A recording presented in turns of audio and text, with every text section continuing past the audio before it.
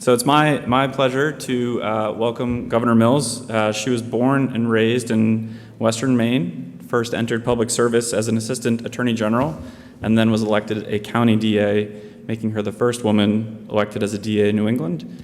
She then won election in the Maine House of Representatives, and after that served as Attorney General of Maine, the first and only woman to hold that job.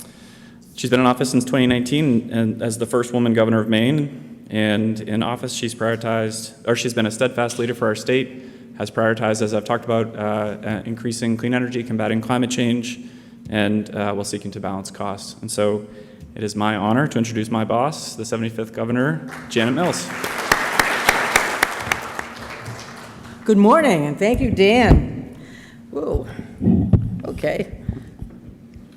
Well, it's a true honor to welcome you all to Maine, and I hope you've had a good time getting acclimated to this lovely city of Portland, and hope that you get around, see some of the foliage around the state, and enjoy the shoreland and the woods and waters of our beautiful state. If you haven't been here before, Freeport's right up the road. We used to call it Tijuana for yuppies because it's got so many outlets that,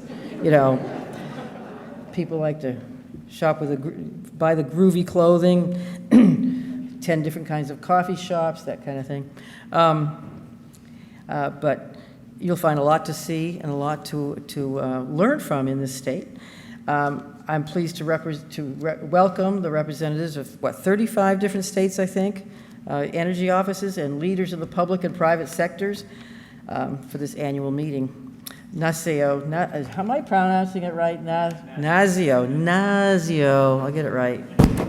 We have, I used to be when I was Attorney General, we had the National Association of Attorneys General, which is commonly called NAG. NAG, and the acronym often was referred to as National Association of Aspiring Governors. It wasn't true for everybody, it helped me, but NASEO plays a critical role, as you know, on behalf of state energy offices across the country who work every day to, among other things, combat climate change and chart a clean energy future for all of us. The director of my energy office, Dan, of course, is here, and I hope you'll use him to the fullest. Use him as a resource for my administration and everything that we're doing, which is a lot. A small office is doing an awful lot. Got a big agenda. So NASEO's advocacy in Congress and in federal agencies on behalf of our state's energy offices provides a strong voice for all of us in Washington. Your expert resources also empower all of us to rise above partisanship, I hope, and to make science-based public policy nationally and in our states. So we welcome you here to Maine, where we're now witnessing the impact of climate change firsthand, and I want to say a few things about that.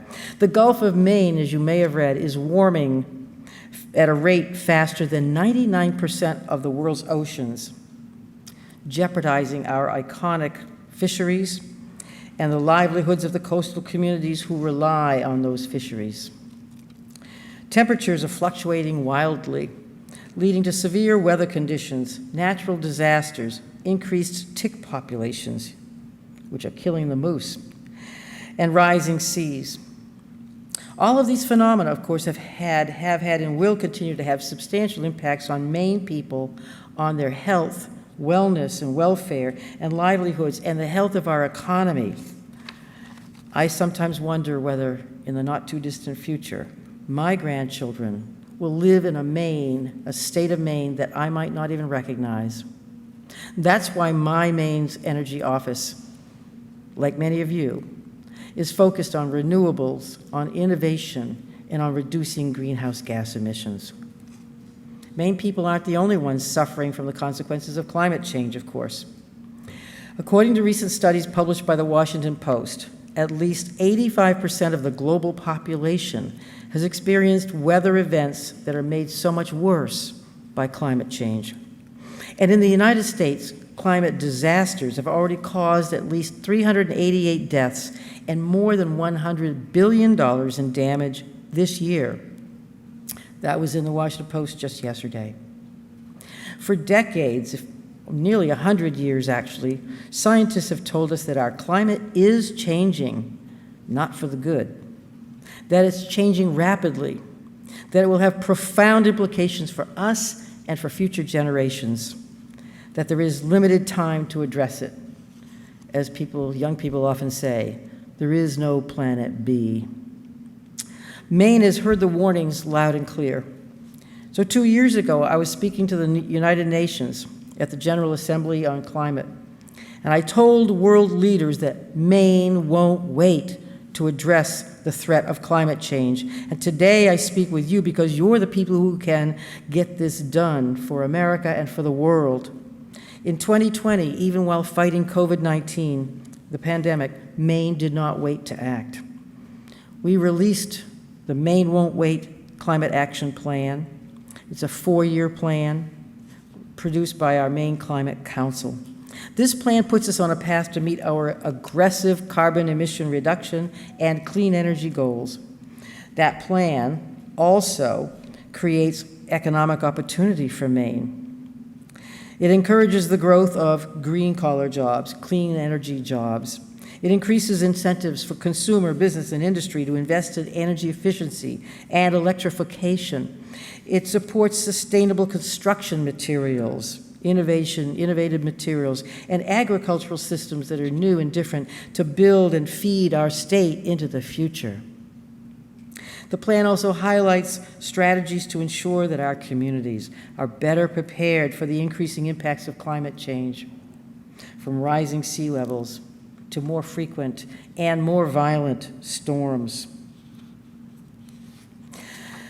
Informed by the findings of the Maine Climate Council, I announced a series of actions to respond to the climate crisis and to protect Maine people and the environment, while also creating economic growth for our state. So in the coming years, we will more than double Maine's clean energy jobs to 30,000. We will double the pace of home weatherization. We will expand incentives for electric vehicles and build more electric vehicle charging stations across the state.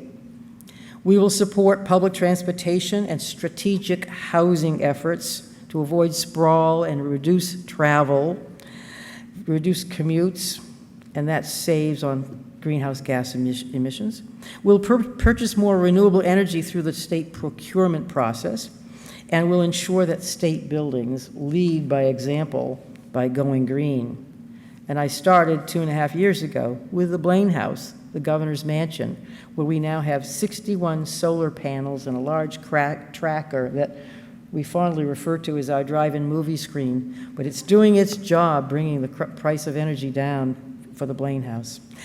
Maine people and businesses are already benefiting from these actions.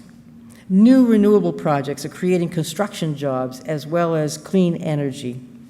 Heat pumps are being installed at a record pace. We've tripled the number of heat pumps just last year over the year before. We're reducing heating bills for hardworking Maine people by introducing heat pumps and the like. National companies are investing in new technologies in energy storage and tidal and offshore wind, attracting new talent and new capital to Maine. We must continue this progress. To support this momentum and to spur Maine's economic recovery from the COVID-19 pandemic, we will use federal American Rescue Plan funds to expand our energy workforce and to improve infrastructure, making sure our communities are more resilient to climate change impacts. In partnership with the legislature here in Maine, we enacted the Maine Jobs and Recovery Plan, which is my proposal to use federal funding, about $1.1 billion in federal funds from the American Rescue Plan. Using more than $40 million of those federal funds, the Maine Jobs and Recovery Plan will provide grants to build more resilient infrastructure. It will expand access to reliable shared transportation in order to reduce carbon emissions, and it will increase the number of electric vehicle charging stations. It will also create a matching grant program to support electricity grid upgrades, reducing barriers for economic development by new and struggling businesses. We're also investing $50 million in weatherization and efficiency programs. We will weatherize nearly 18,000 homes per year and help our communities, schools, and businesses move to energy-efficient technology, which will both cut costs and carbon emissions at the same time. We will invest $150 million in a new entity called the Maine Connectivity Authority, and that will expand accessible and affordable broadband in Maine. How does that relate to energy? Well, if more people have the ability to work remotely, as we've seen everyone try to work remotely in the last year and a half, we can cut down on the long commutes that leave people dependent on fossil fuels.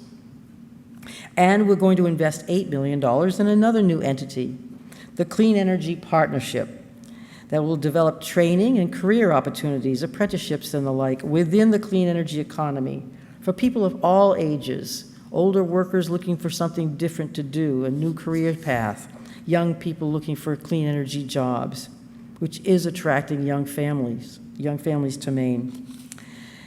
Contrary to some skeptics, these investments, these actions will not impair our economy in the least. In fact, they will improve it. We're doing these things now because we believe in the irrefutable science. We believe that we have what it takes to protect this irreplaceable earth, to defend the health and happiness of our grandchildren who will inherit the world we leave behind. Climate change is one of the greatest threats ever faced by humans in modern times. We heard a few months ago the scientists from the United Nations call it Code Red for humanity. Code Red for humanity. The threat we're facing will be met not by silver bullets of compulsion, but by countless smaller actions taken promptly by all of humanity and by every state in this country. The answers are to be found in careful thought and research and science, and by working together day in and day out to make progress. Maine stands side by side with our fellow states in this fight. Our New England partners know that we're a committed partner in reforming our own electricity grid, managed by ISO New England, to achieve our respective state goals for clean, affordable, and reliable electricity. As I've said before, ISO New England must keep pace with state priorities, and it must be more transparent and accountable in its decision-making.